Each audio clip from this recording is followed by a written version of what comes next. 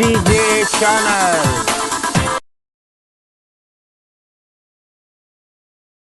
అవగాహన కలిగి ఉంటే అవకాశాలు పొందగలమని మోటివేషనల్ స్పీకర్ కెఎన్వి లలిత శ్రీనివాస్ తెలిపారు.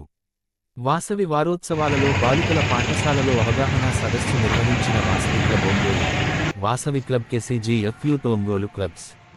విద్యార్థి దశ నుండే ప్రతి ఒక్కరూ ఆరోగ్యం పట్ల, సంప్రదాయాల పట్ల అవగాహన కలిగి ఉండాలని, సరైన ప్రణాళికతో ప్రతి సబ్జెక్టు వారీగా పునశ్చరణ చేయడం ద్వారా పరీక్షల్లో ఉత్తీర్ణత సాధించగలుగుతామని, తద్వారా జీవితంలో ఉన్నతమైన స్థానానికి చేరుతామని మోటివేషనల్ స్పీకర్ కెఎన్వి లలిత శ్రీనివాస్ విద్యార్థినులకు ఉద్బోధించారు.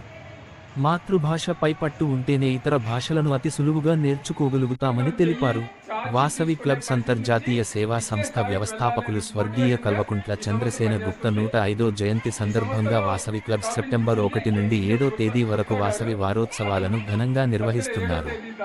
ఒంగోలులోని వాసవి క్లబ్ ఒంగోలు మరియు Vasavi club KCGF youth Ongole clubs సంయుక్త నిర్వహణలో వాసవి వారోత్సవాల్లో భాగంగా 4వ రోజు పివిఆర్ నగరపాలక బాలికల ఉన్నత పాఠశాలలో బాలికలకు అవగాహన సదస్సు ఏర్పాటు చేశారు. సమావేశంలో మోటివేషనల్ స్పీకర్ కెఎన్వి లలిత శ్రీనివాస్ అద్భుతమైన ప్రేరణాత్మక సందేశాన్ని విద్యార్థినులకు అందించారు. కార్యక్రమంలో వాసవి క్లబ్ ఒంగోలు అధ్యక్షులు నల్లమల్లి బద్రీనారాయణ, కేసీజీఎఫ్ యూత్ అధ్యక్షులు కూనల శ్రీనివాసరావు, క్లబ్ కార్యదర్శులు పి నందకుమార్, కె పవన్ కుమార్, కోశాధికారులు గుర్రం సునీల్ కుమార్, దోరడ్ల శ్రీనివాసరావు మరియు క్లబ్ జిల్లా అధికారులు పబ్బిశెట్టి వినోద్ కుమార్, గుర్రం రంగనాథ్, టంగుటూరి రంగస్వామి, నూకల శ్రీనివాసరావు, చీదెల్ల వెంకట ప్రసాద్, భూమా శ్రీనివాసులు తదితర క్లబ్ సభ్యులు పాల్గొన్నారు. ఇటువంటి తెలుగు సంస్కృతి వల్ల సంప్రదాయం సనాతనంగా హైందవత్వం అన్ని విరాజులుతాయి, వర్తిల్తాయి. అవునా కాదా? దీనికి ఎక్కాలి, గట్టిగా గ్యాస్ కొట్టాలి. అయితే మీరు ఇలా ఉండడం అనేది ఎంత గొప్ప స్థానం అంటే, స్త్రీ రూపంలో పుట్టడం అనేది చాలా గొప్ప స్థానం.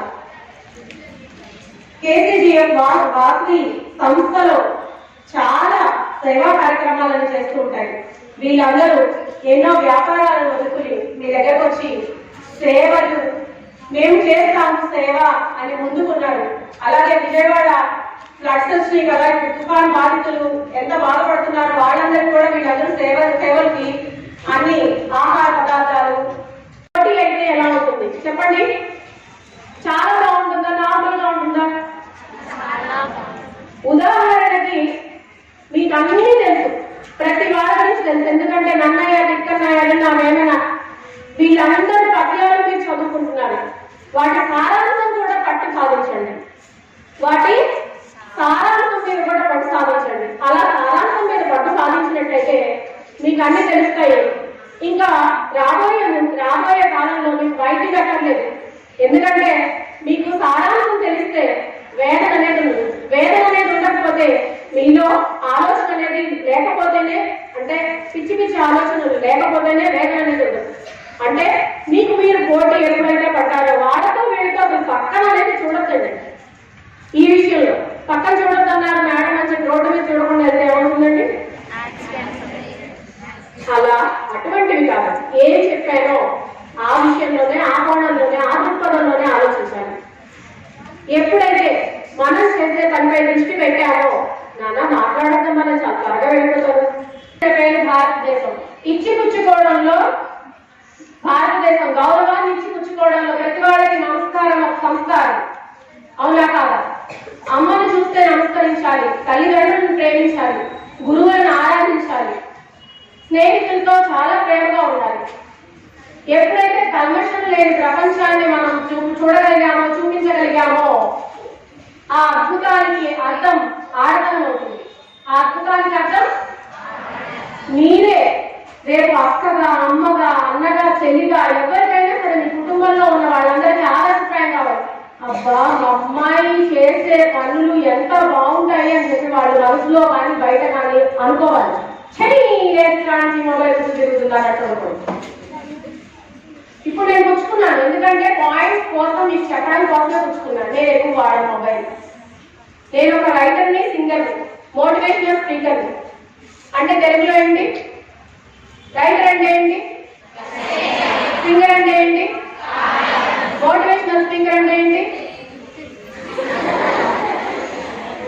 స్ఫూర్తిదాయకమైన వ్యాఖ్యానాలు చేయడం.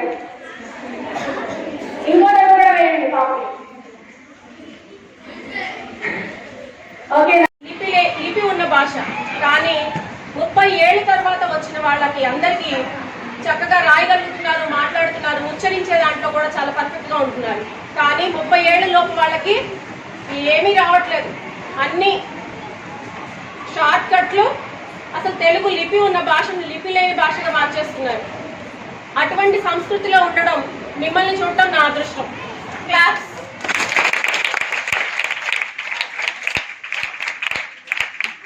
ఒక చిన్న క్వశ్చన్, క్లాప్స్ తెలుగులో ఏమంటారు? ఇంకా ఏమంటారు? ఇంకా ఏమంటారు? కరతాళ ధ్వనులు. కరతాళ ధ్వనులు. కరము అంటే చేయి, తాళము అంటే రిథమిక్ గా కొట్టడం, ధ్వని అంటే సవ్వడి, సౌండ్.